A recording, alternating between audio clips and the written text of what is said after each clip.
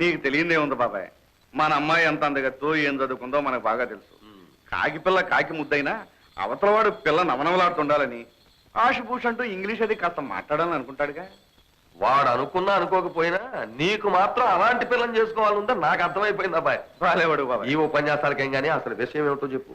ఆ కుర్రోడు 5వ ఫారం తప్పి రాయమండ్రిలో గుమస్తాగిరి చేస్తున్నాడు. ఈ మధ్య ఏదో తండ్రి కొడుకులకు తగాదా వచ్చింది. అతను వాటాకు రావాల్సిన 2 ఎకరాల గురించి కోర్టులో కేసు నడుస్తోంది. నువ్వు కాస్త కలెక్ట్ చేసుకుని అతను గెలిపించి ఆ 2 ఎకరాలు అతనికి వచ్చేది చేస్తే. అది సరేనబ్బాయ్.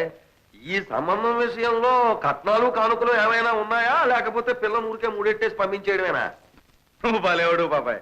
5వ ఫారం దాకా చదువుకుని 2 ఎకరాలు ఉన్నాడు, ఉట్టే చేసుకెళ్ళిపోతాడేంటి? అయితే ఎంత కావాలట? 10,000 అడుగుతున్నారు అనుకో బాబాయ్. మనం కాదు కూడదని పట్టుబట్టి కోర్టులో కేసు గెలిపిస్తానంటే 8,000 ఒప్పుకోవచ్చు. అబ్బా 8,000? నీ దగ్గర అంత డబ్బు ఉందట బాయ్? నీకు తెలియదే ఉంది బాబాయ్. నాకున్న కాస్త కొండరా నువ్వే కట్టుకుని ఎట్టగైనా నువ్వే సర్దుబాటు చేయాలి.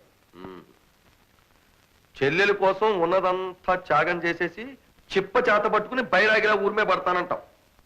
అది కాదు బాబాయ్. ఆడపిల్లని కన్నా వాళ్ళు అంతకంటే ఏం చేస్తారు బాబాయ్? నువ్వేమీ చెయ్యొద్దు, మా ఊరే చేసుకుంటుంది.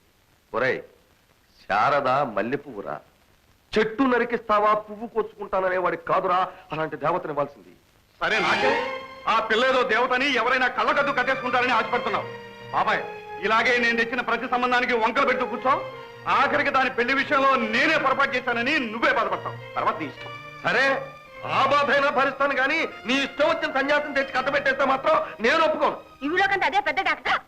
ఏమిటి? అబ్బా ఏం లేదు, మోచిపూడి. అయితే డాక్టర్ దగ్గరికి వెళ్ళాల్సిందే పదా. భలేదానివే, ఈ మాత్రం డాక్టర్ దగ్గరికి కాస్త ఆవుదం రాస్తే అదే తగ్గుతుంది. అయినా నాకు దెబ్బ తగలా. నువ్వు నడు. దెబ్బ తగలేదా? పిల్లికి డాక్టర్ కావాలి, నీకు అక్కర్లేదు? పద. అక్కర్లేదే, పదమంటుంటే. పొద్దున్నే తీసేవారు మాకు చూశాను. విషయాలు అసలే చేయకూడదు. ఎముకలు విరిగినట్టే ఉండి ఎప్పుడో సరే పుట్టుకోమంటే ఆ తర్వాత చాలా ప్రమాదం. నేనేం చేయలేను. నువ్వు పరీక్ష చేయించుకో, నేను వస్తా. కమలా అది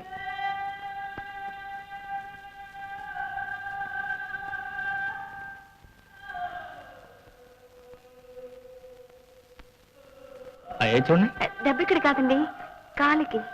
పిచ్చిదా, దెబ్బ ఎక్కడ తగిలినా దాని ప్రభావం గుండె మీద కదా ఉండేది. గుండె గట్టిదనుకో ఏ దెబ్బైనా మనిషిని చేయలేదు. చూడండి. ఏ నీ గుండె దోచుకుంటాను భయమా? అయినా దాన్ని కనిపించకుండా ఎక్కడో లోపల భద్రంగానే దాచుకున్నావు కదా. అంత తేలిగ్గా దోచుకోగలనా? అవును, దెబ్బ కాలికి కదు తగిలింది. అయ్యో కృష్ణ కృష్ణ. ఏంటి కాళ్ళు పట్టుకున్నాయన? పిచ్చిదానా, శ్రీకృష్ణ భగవాన్ అంటే సత్యభావం కాళ్ళు పట్టుకున్నాడు. ఏది ఎక్కడ?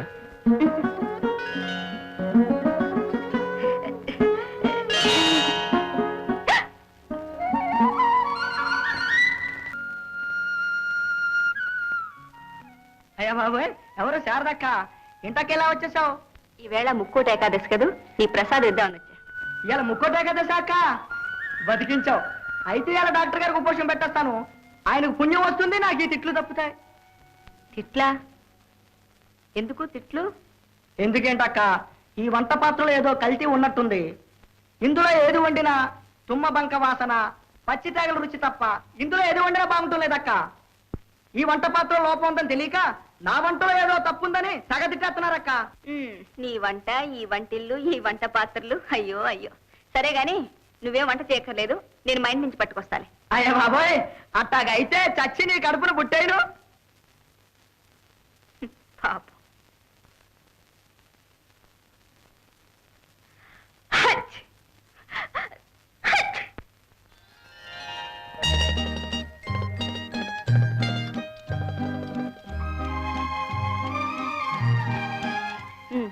ఇక కానివ్వండి, మిమ్మల్ని భోంచేయండి. వినపట్టం లేదా? కనపడుతుందంటే ఏమిటి?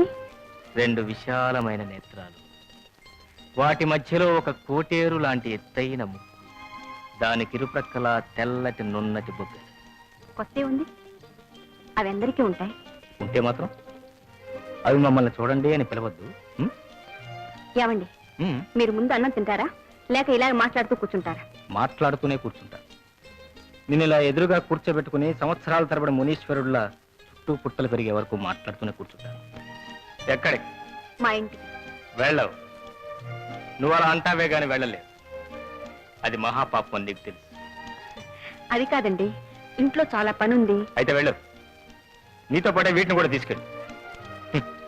ఆకలితో కడుపు మార్చుకుంటూ కళ్ళు పీక్కుపోతూ శారదా శారదా అంటూ ఈ టేపుల దగ్గరే జపం చేసుకుంటూ నా శేష జీవితాన్ని గడిపిస్తా. నువ్వు క్షేమంగా వెళ్ళురా శారద. ఏమండి, మీరు నిజంగా భోజనం చేయకపోతే నన్ను చంపుకు తిన్నంత అరే ఏడుస్తున్నావా శారద? నిన్ను చూస్తుంటేనే కడుపు నిండిపోతున్నా నాకు. అవన్నీ లేకపోతే చూడు శారద, నన్ను ఒక దిక్కులేని పిల్లవాడిగా తీసుకొచ్చి మనిషి అయ్యే వరకు మునుసుపుగా ఆదుకున్నారు. మనిషి అయిన తర్వాత నన్ను ఒక దిక్కుగా నడిపించే చుక్కాని ఇప్పుడు నా కళ్ళ ముందే ప్రత్యక్షమైంది. ఏమిటో ఈ మూర్తి ఈ మధ్య చంద్రమండలంలో ఇదేమిటి మా శారదమ్మ ఇక్కడికి వచ్చిందేమిటి? అవే ఏం లేదండి, మా రంగడికి సరిగ్గా వంట చేత కావటం లేదని తనే వండి తీసుకో. ఓహో అలాగా. ఎందుకు వచ్చిన అబద్ధాలయ్యా ఇవి? నువ్వే ఏదో విందుకని పిలుచుంటావు. కాదు బాబాయ్, ఆయన చెప్పింది నిజమే. నువ్వు ఉండమా, అతను వెనకేసుకొస్తావేమిటి? ఈ మూర్తి చిన్నప్పుడు ఎన్ని అబద్ధాలు చెప్పేవాడో నీకు తెలుసా? ఏమయ్యా ఇదేమన్నా బాగుందా? పెళ్లి గాని పిల్లని ఇలా విందులకి వినోదాలకి పిలిస్తే చూసే ఉంటారు.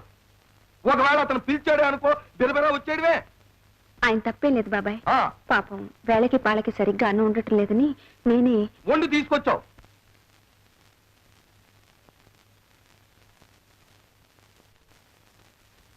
పాపం నిజానికి ఇందులో శారద తప్పేం లేదండి.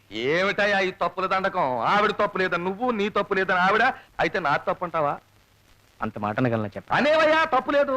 బాబు గారు, ఆ శారద అంటే నాకు చాలా ఇష్టం. తొందరలోనే ఆ 3 ముళ్ళు వేయించకపోతే తప్పంతా మీదే అవుతుందని మొహం మీద అనే తప్పు లేదు.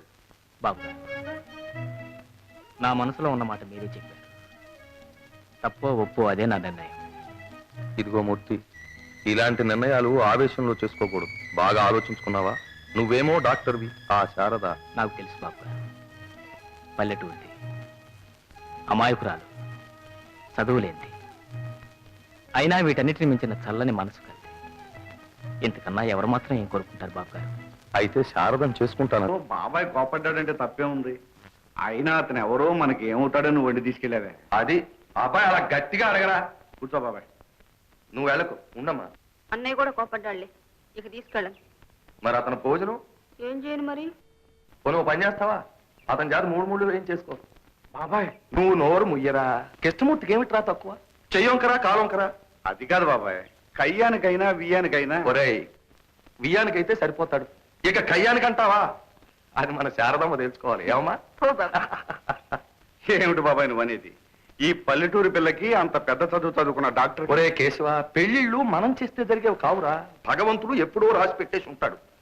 మన కృష్ణమూర్తి శారదంటే మనసారా ఇష్టపడుతున్నాడు. ఏమిటి మన అభ్యంతరం? ఇక అది కాదు బాబాయ్, ఇది జరిగే పనేనా అని. జరుగుతుందిరా. నువ్వు అంటే ముహూర్తం కూడా పెట్టించేస్తాం. ఏమిటి? సరే, నువ్వు చెప్పిన మాటకు నేను ఎప్పుడైనా ఎదురు చెప్పానా?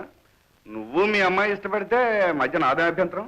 ఏమమ్మా, డాక్టర్ బాబుని చేసుకుంటావా? చెప్పు మరి, సిగ్గుపడకు. 100 ఏళ్ళు కాపురం చేయాల్సిందేనివి. మీ ఇష్టం. ఇంకే శుభస్య శీఘ్రం. సర్వమంగళ మాంగళ్యే శివే సర్వార్థ సాధకే శరణ్యే త్ర్యంబకే దేవే నారాయణి నమోస్తుతే.